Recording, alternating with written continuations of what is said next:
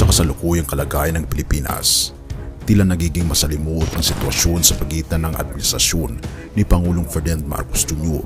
at ng pamilyang Duterte. Ang dalawang makapangyarihang puwersa na ito ay tila nasa banggaan na nagdudulot ng hidwaan hindi lamang sa loob ng pamahalaan, kundi pati na rin ang naiipit ay tayong mga mamamayan, gayon din ang kanilang mga taga-suporta.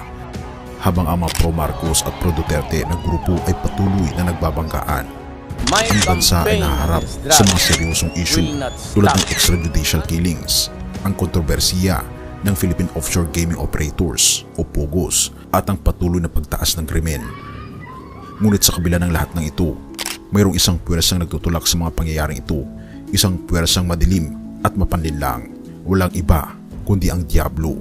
Sa gitna ng kaguluhan at kasalanan, ang tunay na kalaban ng ating bansa ay hindi tao, kundi isang masamang espiritu na naglalayong maghasik ng kaguluhan at pagkakawatak-watak.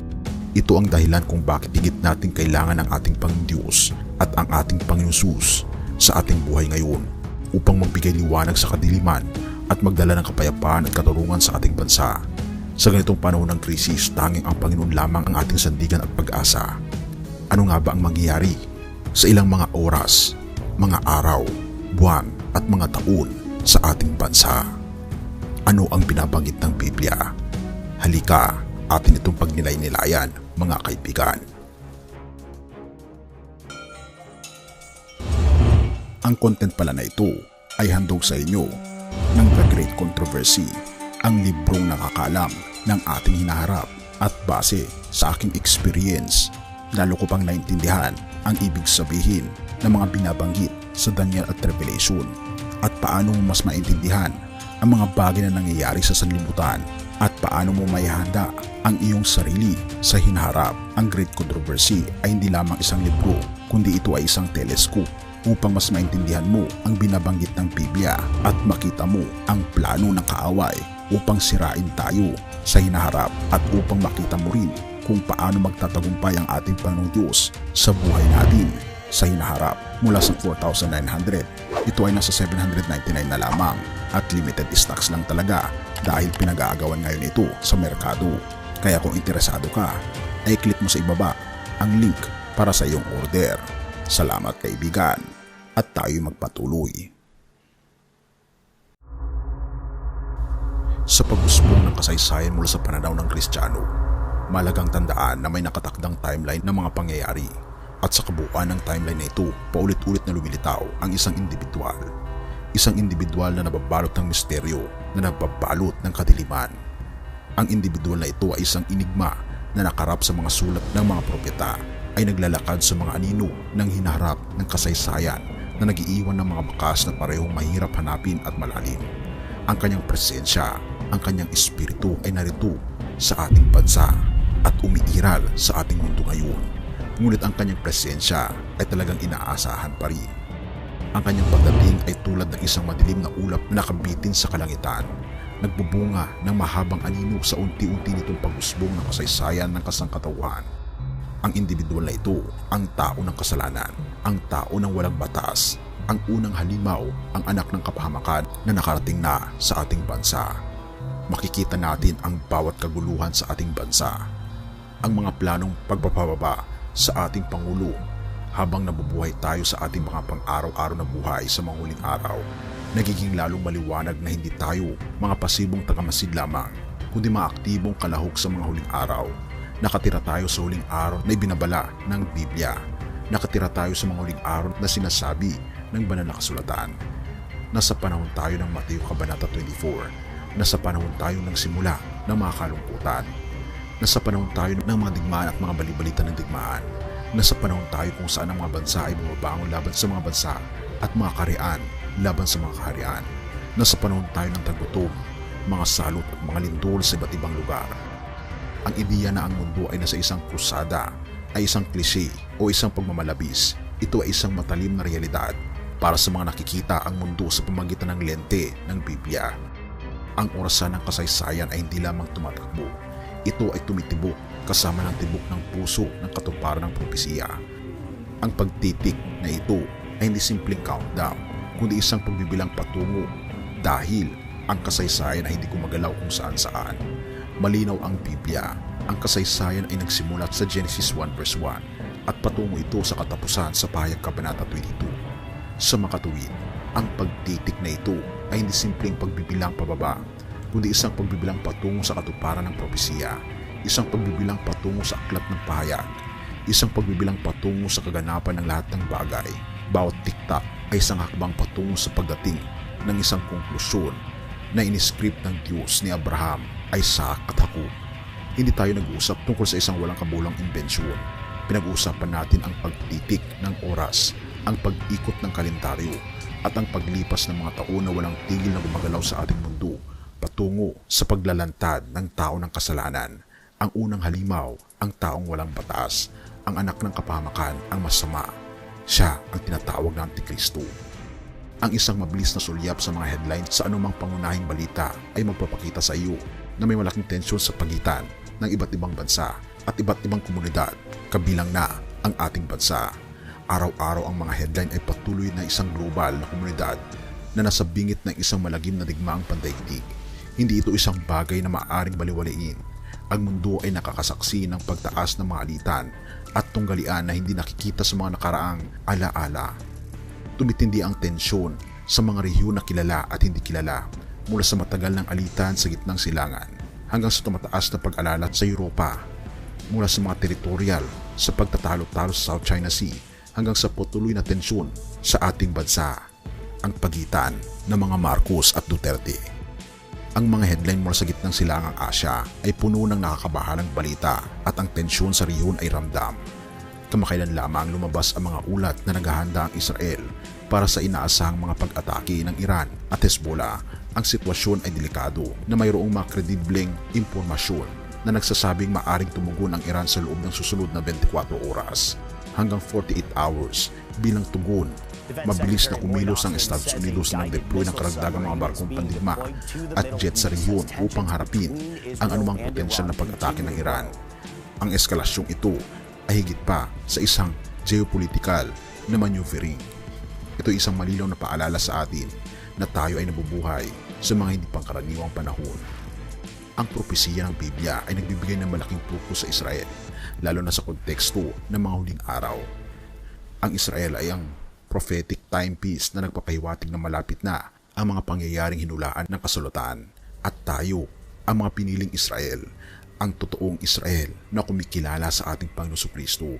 Dapat tayo magbantay ng mabuti sa mga nagaganap doon, sapagkat may mga pangyayari sa atin na madalas na padaigdigang implikasyon. Ang mga kaganapan sa gitnang silangan ay hindi lamang politikal. Ang mga ito ay malalim na espiritual, nakahanay sa prophetic timeline na inilatag ng ating Panginoong Diyos sa kanyang salita. Nagpadala ang United States ng malakas na armas sa gitnang silangan, kabilang ang mga aircraft carrier, destroyers at advanced fighter jets tulad ng F-35.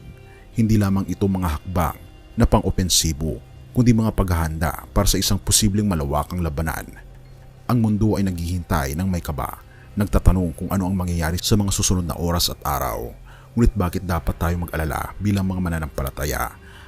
Ano ang kahulugan ng eskalasyon sa gitnang silangan sa malaking plano ng mga bagay? At gayon din, ano ang ating nakikita sa hidwaan sa ating bansa? Ang Biblia ay nagbibigay sa atin ng maraming impormasyon tungkol sa mga huling araw. At ang nasasaksihan natin ngayon ay nakakabahala sa mga hula ng kasulatan. Ang tensyon na nakikita natin sa Israel at sa kalapit nitong bansa ay hindi lamang isang bagay ng internasyonal na alalahanin, kundi isang bagay na may malalim na espiritual na kahulugan. Sa aklat ng Daniel 9 verse 27, binabasa natin ang tungkol sa isang tauhan na babangon sa mga huling araw at siya'y magpapatibay ng tipan sa marami sa loob ng isang linggo, at sa kalangitan ng linggo ay kanyang ipatitigil ang hain at ang alay. At dahil sa labis na kasamaan, siya'y magpapawalang bisa sa mga banal na dako hanggang sa wakas na itinakda ay ibuhos sa kanya. Ang talatang ito ay nagsasalita tungkol sa Antikristo na nagtatag ng isang 7 taong tipan ng kapayapaan sa Israel. Ngunit ang kapayapang ito ay mapaninlang dahil babaliin ng Antikristo ang tipan sa kalagitnaan na magdadala ng dakilang kapigatian. Nagbabala rin ang propeta na si Prophet Isaiah tungkol sa huwad na kapayapaan na ito sa Isaiah 28 verse 18 na nagsasabing, "At ang inyong tipan sa kamatayan ay mawawala ng bisa, at ang inyong kasunduan sa impyerno ay hindi tatayo. Kapag ang umaapaw na salot ay dumaan, kayo tatapakan ito. Ang dakilang kapighatian na inilarawan sa Aklat ng Pahayag ay isang panahon ng 7 taon, ay panahon na kung saan ibubuhos ng Diyos ang kanyang puot sa isang mapaghimagsik na mundo. Ito ay isang panahon ng walang kapantay na pagdurusa kung saan ang mga paghatol ng Diyos ay magpapabagsak sa lupa. Ang Antikristo na pinapalakas ni Satanas ay babangon sa pandaigdigang kapangyarihan sa panahong ito. Nililinlang niya ang mga bansa, gumagawa ng mga himala at ipinapahayag pa ang kanyang sarili bilang Diyos. Ang unang kalahati ng kapighatian ay makikita ang Antikristo na nagpapatatag ng kanyang kapangyarihan, nagdadala ng isang anyo ng kapayapaan at kaayusan sa isang mundo na nasa kaguluhan. Ngunit ang kapayapaan na ito ay isang huwad, at sa kalagitnaan ng panahong ito ibubunyag niya ang kanyang tunay na kalikasan. Dudungisan niya ang muling itinayong templo sa Jerusalem. Itinatag ang isang imahen ng kanyang sarili upang sambahin at hihingin na ang lahat ng tao ay tatanggap ng tanda sa kanilang kamay o noo na kung wala ito ay hindi sila makakabili o makakapagbenta. Ang ikalawang kalahati ng kapighatian na kilala bilang dakilang kapighatian ay isang panahon ng matinding pag-uusig para sa mga tumatanging sumamba sa Antikristo.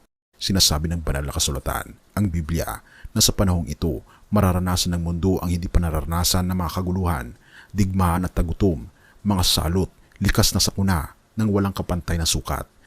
Gayunpaman, kahit nasa gitna ng mga paghatol na ito, ang awa ng ating Panginoon Diyos ay may papahayag sa mga magbabalik loob sa Kanya na magsisisi at mananampalataya. Ngayon, habang iniisip natin ang mga kaganapang nagaganap sa ating harapan, dapat nating tanungin ang ating mga sarili, nakikita ba natin ang mismong pundasyon na tinatag ng tipan ng kapayapaang nabanggit sa kasulatan? Posible bang nakikita natin ngayon ang mga pasimula ng pag-angat ng Antikristo? Ang Biblia ay nagsasabi sa atin na maging mapagbantay, manalangin ng walang batid at maging handa. Hindi tayo tinawag upang mamuhay sa takot, kundi sa pamagitan ng pananampalataya na nalalaman natin na ang ating Panginoon Diyos na makapangyarihan. Sa lahat ng mga pangyayari, malaki man o maliit, siya ang ating kasama. Ang mga tanda ng panahon ay nasa paligid natin. Binalaan tayo ng ating Panginoon Jesus sa Mateo 24 verse 6-8. At kayo makakarinig ng mga digmaan at mga lingaw-ngaw ng mga digmaan. Tingnan ninyo na huwag kayong mabahala, sapagkat kinakailangang mangyari ang lahat ng mga bagay na ito. Datapwat hindi pa ang wakas, sapagkat magtitindig ang bansa laban sa bansa at ang kaharian laban sa kaharian, at magkakaroon ng mga tagutom at mga salot at mga lindol sa iba't ibang dako. Lahat ng mga ito'y pasimula ng mga kapighatian.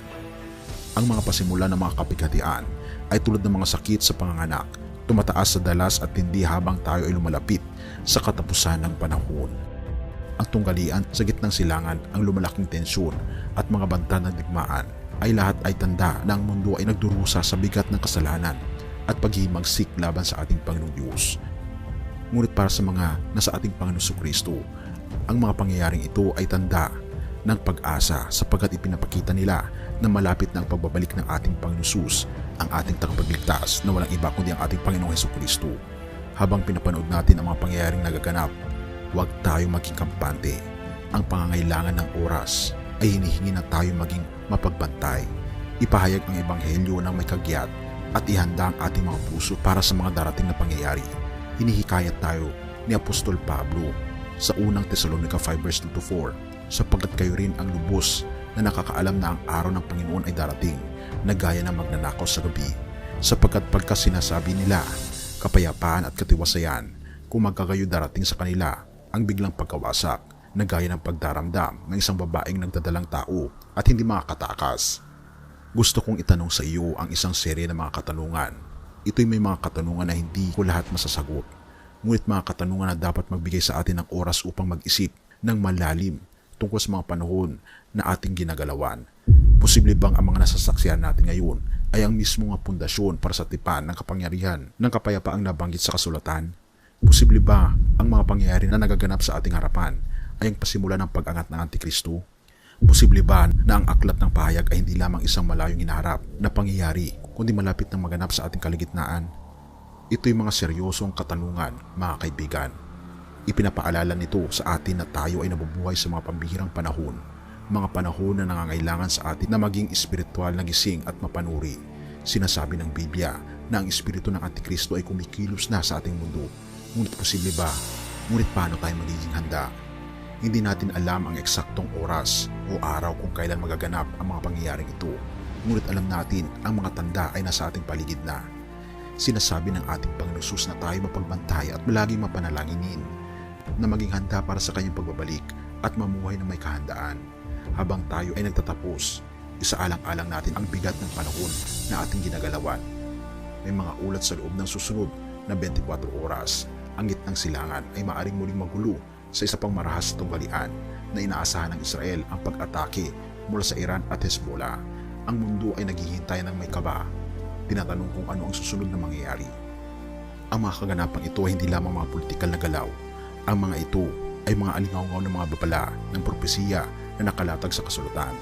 Ipinapaalala nito sa atin ang entablado ay nihahanda para sa katuparan ng propesiya ng mga huling araw, kung saan ang Antikristo ay babangon sa kanyang kapangyarihan. Sa taong ito na malaking kawalan ng katiyakan na may nalalapit na halalan ng pagkapresidente ng Estados Unidos at nalalapit ng halalan ng pagkasenador sa ating bansa sa 2025. May mga nagsasabi na ang susunod na presidente ay maaaring maging kasangkapan ng Antikristo. Sa gitna ng pandaigdigang kaguluhan, naintindihan kung bakit ang mga tao ay maaaring mag-isip ng ganong paraan. Ang mundo ay tunay na nasa isang estado ng pangangailangan. Naghahanap ng isang tao na maaaring magdala ng katatagan at kapayapaan sa isang lalong nagiging magulong kalakaran. Ngunit kailangan natin ang ating Panginoon Jesucristo sa pagkakataong ito. Siya lamang ang makakatulong sa atin. Gayunpaman, dapat nating tandaan na ang Antikristo ay hindi kinakailangang maging presidente ng Estados Unidos. Siya ay maaaring manggagaling saan man. Hanggang sa dumating ang araw na iyon, mananatili tayong matatag, umahawak sa salita ng ating Panginoon Diyos at namumuhay ng mga buhay na nakalugod-lugod sa Kanya. Ang mundo ay maaaring nasa kapuluhan. Ngunit bilang mga mananampalataya, alam natin kung paano magtatapos ang kwento. Ang Antikristo ay babangon. Ngunit ang ating tunay na hari, ang ating Panginoon Jesucristo, ang ating tagapagligtas, ay babalik sa kalulatian upang talunin siya at magdala ng walang hanggang kapayapaan. Kahit itutok natin ang ating mga mata sa ating Panginoon Jesus, na siyang may akda at tagatapos ng ating pananampalataya, at matagpuan nawa tayong tapat sa kanyang pagbabalik. Purihin ang ating Panginoong Diyos. At salamat kaibigan sa iyong panonood. Tayo manalangin. Ama naming banal na makapangyarihan naming Diyos, kami po'y lubos na nagpapasalamat sa inyo na sa gitna Panginoon ng mga alitan sa aming bansa at sa buong mundo. At nakikita po namin ang mga babala ng Mateo 24. Nakikita po namin, Panginoon, ang pag-usbong ng Antikristo. At naniniwala po kami na kayo po ang dadaig sa Kanya sapagkat dinaig niyo na po siya sa krus. Tulungan po kami, Panginoon, na magkaroon ng kapayapaan sa aming pag-iisip dahil kayo na po, Panginoon, ang nanalo. Tulungan kaming lagi magpasakop sa inyo. Gabayan po kami at patawarin sa lahat ng aming pagkukulang at pag-asala at tulungan kami maging tapat hanggang sa huli. Salamat po, Panginoong Diyos, na inyo pong ipinapaalala sa amin ang inyo pong grasya at pagmamahal sa mga makasalanang katulad po namin. Tulungan po kami, Panginoon, na manatiling tapat, bitbit ang inyong kautusan na aming itong sinusunod sapagkat binabanggit ninyo sa John 14 verse 15, kung talagang iniibig po namin kayo ay susundin namin ang inyong mga utos. Tulungan po kami, Panginoon, at maging ang aming mga pamilya at mga kaibigan at patawarin po kami sa lahat ng aming pagkukulang at pagkasala at salamat sa pagdinig ng panalangin ito sapagkat ang masamot hiling sa matamis na pangalan ng aming Panginoon Jesus. Amen. Isipin mo ang pagkakaroon ng kaalaman upang makita ang likod ng kaguluhan, upang makahanap ng pag-asa sa gitna ng kawalan ng pag-asa, at upang maunawaan ang tunay na mga puwersa na kumikilos sa ating mundo. Dating ipinagbawal ito sa publiko dahil sa napakahalagang mensahe nito laban sa umiira na kasamaan sa mundo, at milyong-milyong tao na ang may kopya nito, kasama na ang pinakatanyag at maimpluwensyang mga tao. Ang The Great Controversy ay hindi lamang isang libro. Ito ay isang liwanag na gumagabay sa iyo sa mga madidilim na panahon at nag-aalok ng pag-asa, lakas at kaliwanagan. At ito nag-reflect ng malaki sa aking buhay at sa milyong-milyong tao na nakabasa nito. Mula sa 4,900, ngayon ay 799 pesos na lang. Libre ang shipping, limitado ang stock. At hindi lahat ay magkakaroon ng pagkakataon na makakuha ng librong ito dahil sa kakaunti lamang ang kopya nito. Halos ipamigay na namin ang librong ito dahil gusto lang namin na makita mo kung ano ang nakita namin na magbubukas ng mas maliwanag at masayang kinabukasan. I-click ang link link sa iba pang description para mag-order ngayon.